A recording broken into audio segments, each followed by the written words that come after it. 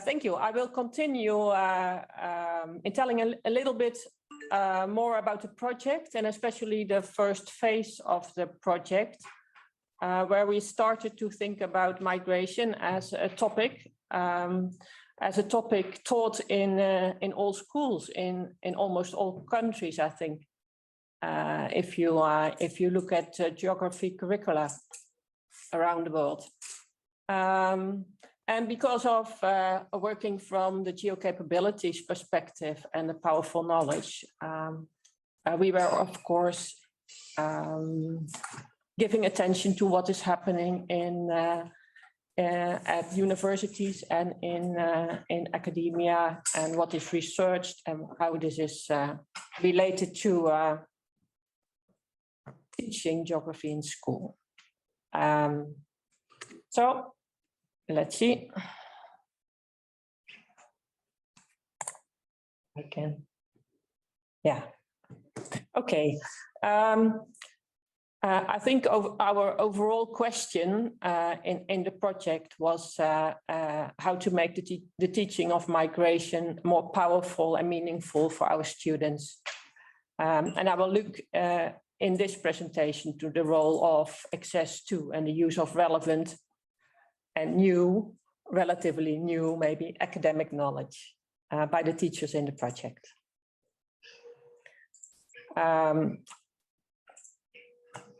What is in the Capabilities project, as Mary already addressed, is looking to knowledge as a resource and to better enable knowledge integration between school and academic geography. And there are 3 pillars in the overall Geocapabilities project, looking to the human capabilities and the young people and how we contribute to that in geography education.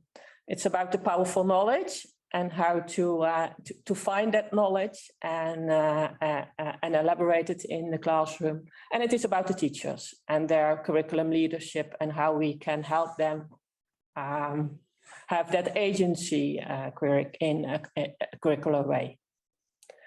If you are thinking about knowledge and the production of knowledge and the reproduction of knowledge in a school context, it's useful to look at the process of recontextualization as written about by Basil Bernstein, but also in other contexts. This diagram is inspired by the process of didactic transposition. And then you can look at, on the left side, the scholarly knowledge or the knowledge produced at university by experts, by geographers doing research on these topics. So that's the research context. And on the right side, on the right hand, you have the knowledge at school, where it is taught and learned by the teachers we worked with. And in between, there is this field of recontextualization, where it is in the societal context, where, of course, knowledge is selected, where there is a curriculum produced by curriculum institutes, where it is translated by textbook authors and publishers. So there are a lot of steps going from the left to the right, but the other going back as well, before you find knowledge somewhere reproduced at school. Looking at our project, we started with interviewing. We thought we have to find out, how do our teachers think about teaching migration? What do they do? What do they teach, and why did they teach this? What do they think is important? And we also interviewed academic experts. In our universities, we all addressed 2 to 3 migration researchers. So we had a variety of academic experts, and we interviewed them about what they research, what's happening in the field in the past 10 years, and what they think is relevant for teaching at school. And we had about 12 schools where we interviewed 1 to 4 teachers per school. And I will show you a little bit what came out of those interviews. If you look at the teachers and if you look at the curriculum, we did interview the teachers, but we also had a look at textbooks and we had a look at our curricula. Then you can say that in all countries and in all schools, migration is taught, not per se as a topic in itself. Often it is a bit hidden in larger objects, larger topics. For example, within globalization or within urbanization, there are all kind of topics, and migration is sometimes part of it. And you saw a variety of objectives or aims teachers were mentioning, why they think teaching about migration is important. They tell us about the facts and the basics you need to know. It is fundamentally geographically the movement of people, so students have to learn about it. You can teach all kind of specific skills with it, for example, map skills. Some teachers find it important find it an important topic to have debate about, because it is, of course, an important issue in many countries. Certainly in the countries part of the project. But teachers also mention a preparation of exams. David mentioned it yesterday in another session. In these schools, under quite heavy pressure, doing well at exams is extremely important. Often there is a problem around these performances. There is tension for the teachers and for the schools to do well. So they call this an aim as well. And if you look at what they teach or what is taught, you can see on the right hand, you will recognize these push-pull models. Where do they come from? Where do they go? The process of migration in the context of population growth. Some special topics. Interesting is that in these European countries, there is more than once mentioned the Mexican-US migration as an example. It's also about migrants in society now and then, and about forced migration. How do the teachers think about their teaching migration? There are differences between the countries, for example, in the importance of use of textbooks and the way the curriculum is tied, or teachers have a bit more room to think about their own ideas teaching migration.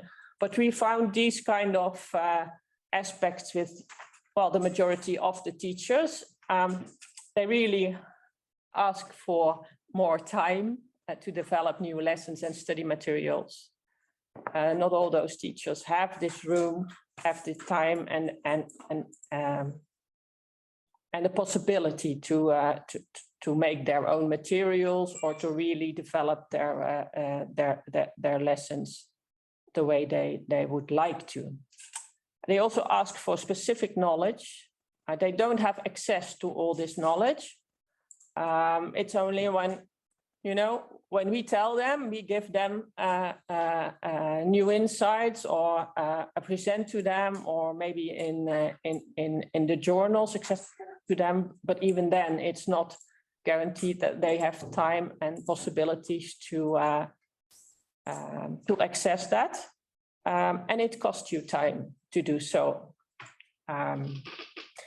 Furthermore, they were talking about migration is a very abstract topic, and it's sometimes hard to make it meaningful to students. It has to do with language as well. A flow is an abstract thing. If we talk about migration flows, how to translate that to their students. They ask for more.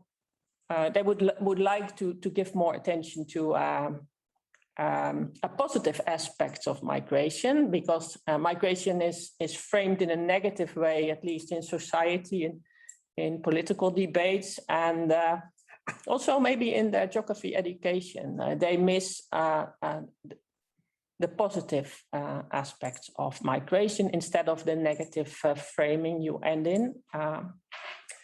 And another question, I think Mary addressed that already a bit, is that they ask for, well, how to handle different voices in their classroom and what to do with students who come in with a kind of stereotypes who are really confronting.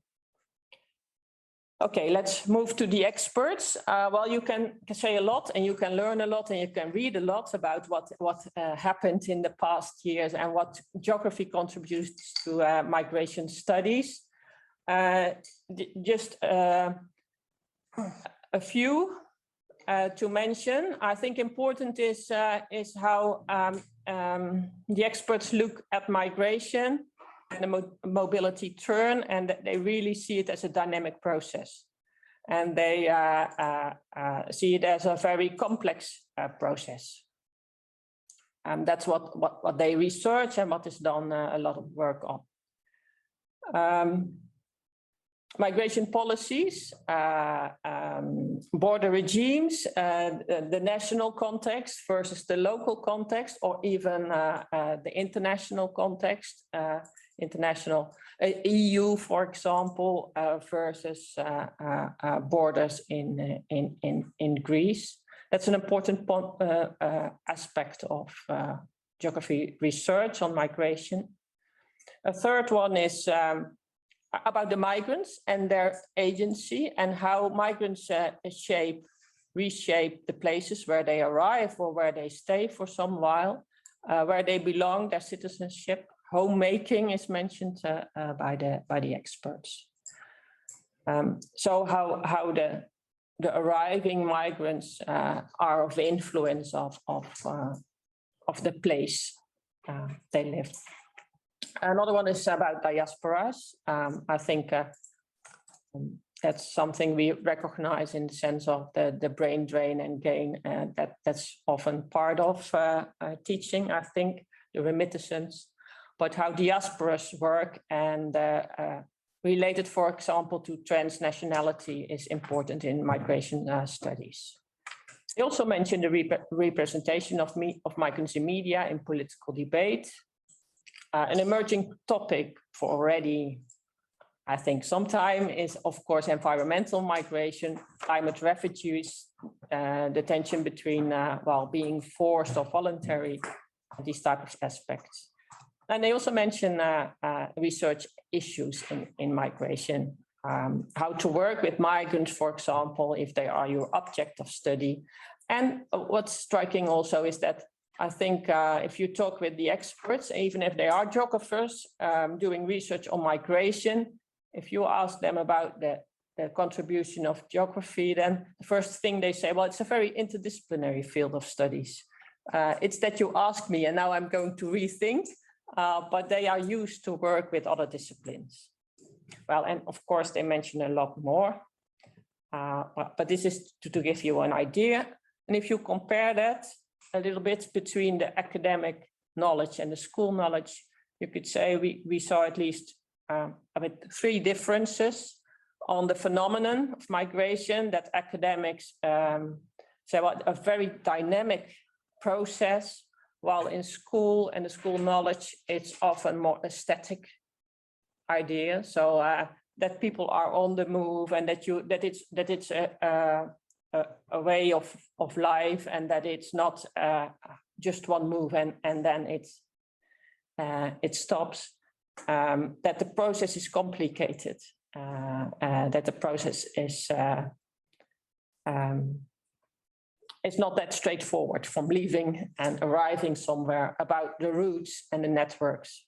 So that's a different view on the phenomenon. There's also a different perspective if you look at the research, it's very much on the transnationalism and the linking of all those places together. At school, you see an emphasis on the receiving country and often the countries the students are in. And you see a bit of difference in approaching that migration population. I think in most of the text at school, what teachers say, and if you look at the curriculum, migrants are still seen as a minority group and often a poor group. So they are really put in this frame, while in the research you see different perspectives in that way. For example, the idea that minorities are majority in cities. So thinking about the agency of minorities not as a poor victim, group seen in the frame of migration as crisis, but the contribution of migrants and even their sometimes majority in places where they arrive. So these are kind of maybe interesting outcomes when you compare those interviews, ideas, and were interesting for the teachers as well as the academics to discuss this. So if you look through what came up, I think it's possible to at least identify 3 topics for geography education who are interesting to address or to look into and to discuss if they're relevant for your teaching practice and your school, your students. One thing is the dynamic process. The other one is the way migrants use or shape place and space. And the third one is representation of migrants and migration. And then the way the teachers continued, and I won't say too much about it because Caroline will take over about the vignettes, is that they started to think, okay, what do I want with my class, with my group? What do I do at the moment? And how could this teaching about migration become a little bit more meaningful and powerful? And they were searching in this academic knowledge and try to think of new ideas or better knowledge or better ideas to teach about.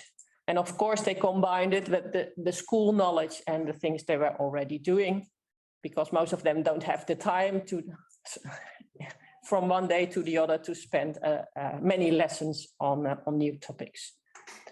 So the vignettes played a role because in a vignette, a teacher writes about what kind of idea in geography is interesting, relevant, powerful to use in their teaching. Not yet about the teaching, but about the geographical ideas. And I tried to look from those 3 broader topics identified into all the vignettes that are now on the website. And then you can see in hindsight that they used kind of these topics identified. There are a few or more than a few vignettes that relate to representation, about fake news, for example, about the idea that England only receives migrants and no one leaves ever the country, about what you recognize as the flooding of Europe. There is about migrants and space. Teachers took up the idea of home and homemaking. And for example, on the left upper is about Chinatown. How do migrants shape the places? And there is about the dynamic processes. There are also some vignettes, the interconnection, the complexity of migration, and also about the migrant trajectories and routes. You find vignettes. Okay, to conclude, so I can hand over. I think what we can conclude from working in this way and connecting the academics to the teachers. We interviewed them, but they met as well. is that these meetings are valued as well by the geographers as by the teachers. That the teachers like to engage with new approaches and concepts. That they also found answers to what they were lacking in school. I think that you can look at those academic geography or geographers as tools for the teachers to enable their own geographical thinking, and that it was of added benefit, this cooperation and co-construction, geography researchers, but also we were involved, geography educators and the teachers, for the process of the curriculum making. And if I put it again in the recontextualization framework, then you can say that we combined the scholarly knowledge and the experts with the teachers who are responsible for the taught knowledge. That in a way we bypassed the recontextualization field, but of course these teachers work with the curriculum they have to teach. So it's linked to that as well. And that working together was quite an interesting and positive and inspiring way to do so.